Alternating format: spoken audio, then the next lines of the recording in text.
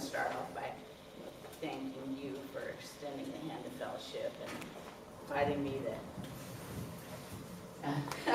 It's funny, my dad always told me I spoke too loud, so I actually try to avoid microphones a little bit. He told me I was going to grow up to be an amplifier, actually.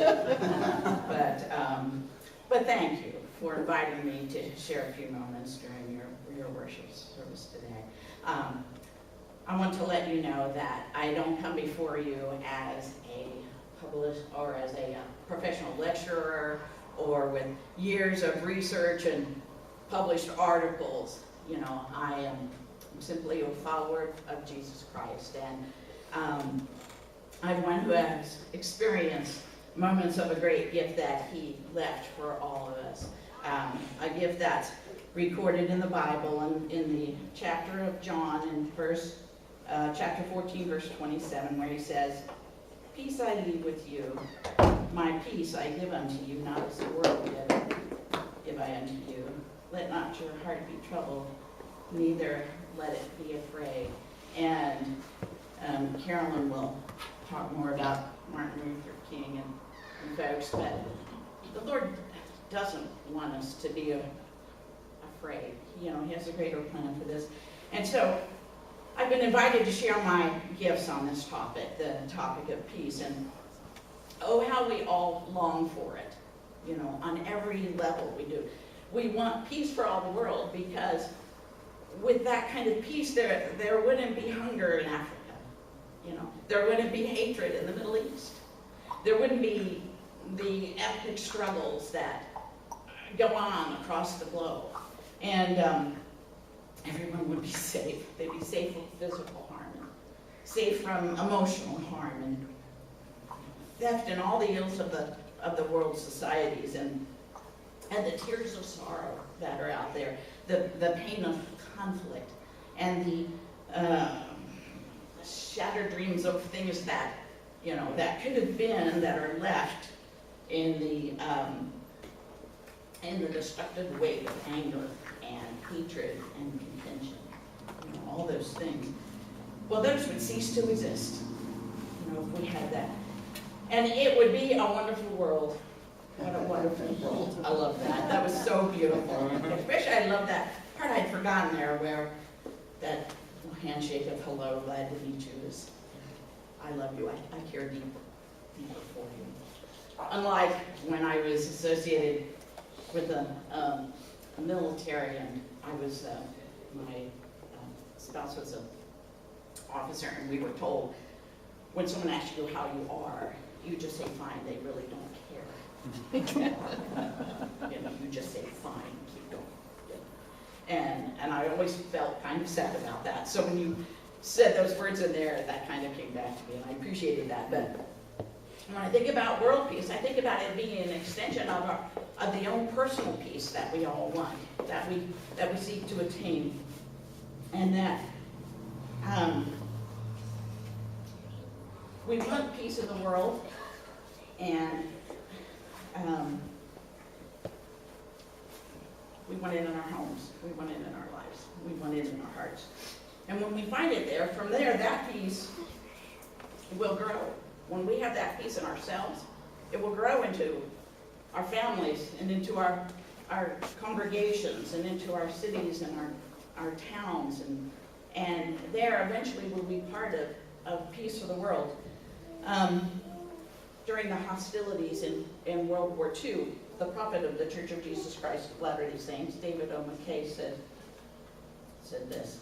Let's see if I can get the page turned.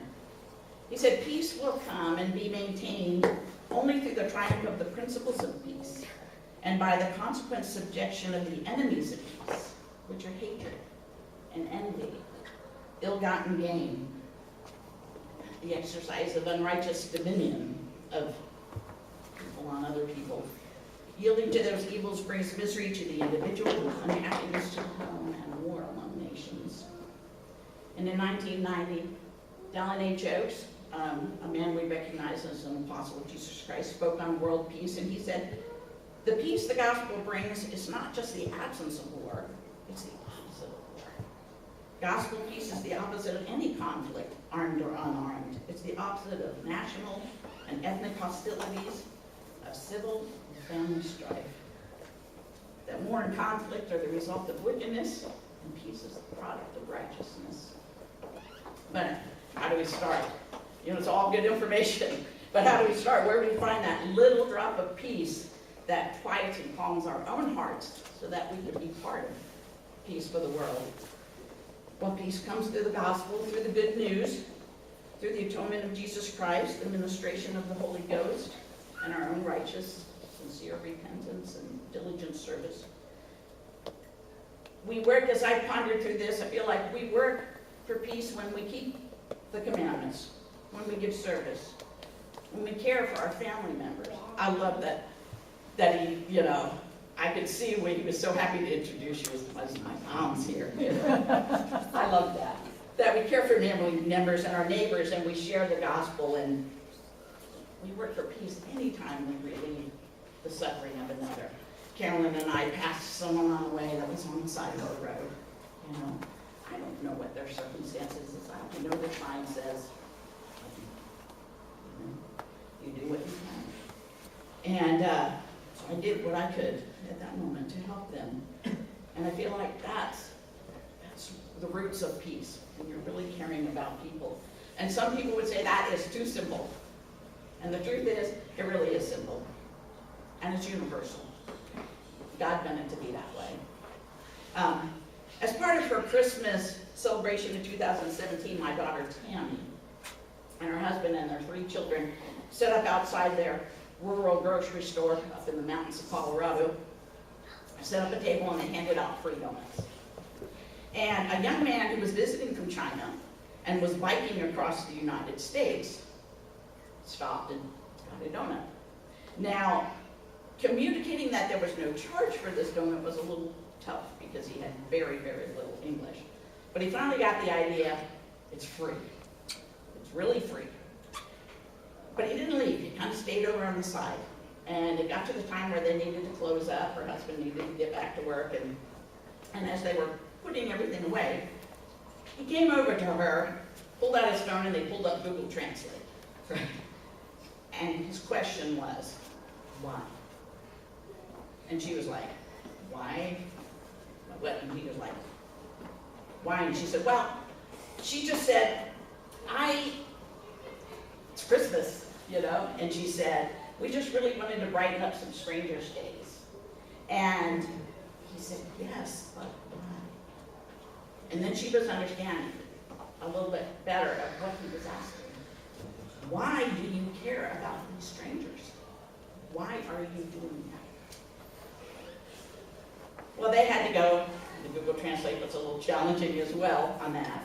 But he really could not understand why you would help a stranger, what in your heart would make you want to care about someone else. Well, they exchanged emails, and my daughter's been able to talk with him. And she's been able to talk with him of God's love and how when you feel it, you want to share. And so when we serve other of God's children, this is what I have found. If you don't love somebody, you haven't served them enough. In fact, just when my kids would fight, the one who started it had to do the other one's chores.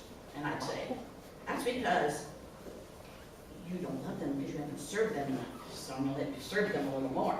And then you'll love them a whole lot more. Right? You try what you can when you're parenting, right? But I have found in my children, and I see this in other people, that when you pass that on, when you serve someone, your love for them grows, but they also feel it and take it to someone else, and take it to someone else, and take it to someone else. Because we know we can't bring peace to the world all by ourselves. It's us helping others to help others, and then it all just will come together. You know, when we're focused on God, we're not killing people. Think of the 10 Commandments. We're not killing, we're not stealing, we're not lying, we're not committing adultery, we're not coveting what they have. And when we embrace those things, which are like the bigger things, we can get to the more refined things. And when we're serving other people, we usually aren't angry with them, or hating them, or contending with them. We're just serving them. And in the absence of all that, there is peace. I love the music up here, and I just wanted to close with songs from my childhood. And you may recognize it. It said, "Let there be peace on earth, and let it begin with me.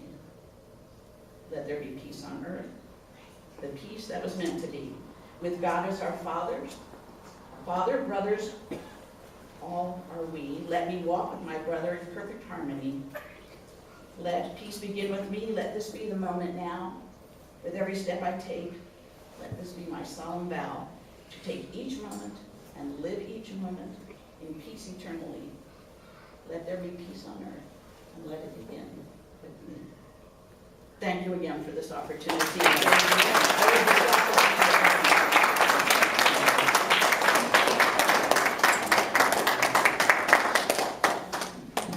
Thank you. Let's give another quick round of applause for Cindy. Thank you so much. Wow, very, what's the right word? I don't even know. Good. Inspiring, yes. Thank you. All right. Well, today we have a lot of blessings, and another sharing today about Martin Luther King from our, so many things that Carolyn does. President of Martin Luther King Jr. Task Force, is that right? Chairwoman of WFWP North Carolina, and let's welcome her to share about Martin Luther King Jr.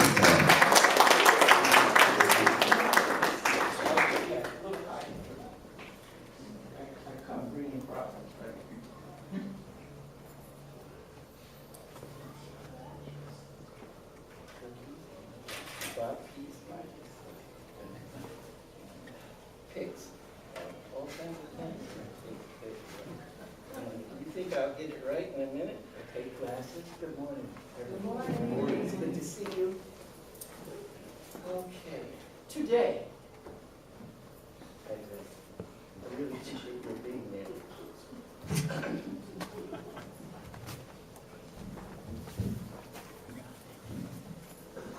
Today I declare my being at an ecumenical gathering, uniting one for all and all for one.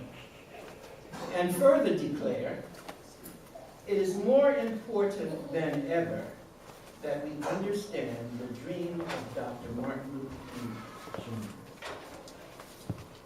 Keeping the dream alive from Montgomery to Memphis, King left a new South behind him. Rarely has one individual served as the catalyst for so many significant and permanent social changes. Our call to purpose? The church must be reminded that it's not the master nor the servant of the state, but rather the conscience of the state. It must be the guide and the critic of the state, and never its tool. If the church does not recapture its prophetic zeal, it will become an irrelevant social club without moral or spiritual authority. That was taken from Dr. King's The Trumpet of Conscience speech, January 17, 1963. In the grand order of the universe, our Creator has wisely chosen men and women to serve in every era. Such a servant was Martin Luther King Jr., whose life we commemorate. We are thankful for the contributions of this 20th century prophet of freedom, who joined the prophets of history in the cry, "Let freedom ring." In the name of this continued journey toward freedom, may all people of all races, creeds, across the nation rededicate ourselves to the principles of justice, love, and mercy, and may we adopt an agenda for action. Today we need the leadership and commitment from the young, from the middle-aged, from the legislators, from the clergy, from the invisible choir of saints who live in the minds made better by their presence. As we celebrate the life of a great churchman, a great American, a great prophet, Martin Luther King Jr., who inspired us with his dream, grant us grace and grant us vision. Grant us a sense of urgency and power for the building of the Creator's kingdom in all dimensions of life. And let us be at attention as Benji lifts up words of wisdom concerning church relevance and what we can do to make our community more relevant and important to all people. In closing,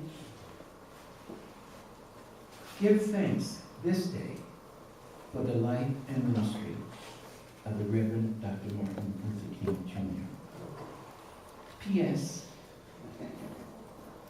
Need a few strong hands and backs for Service Project Monday, 2 to 4 p.m. Let me know. Thank you for listening.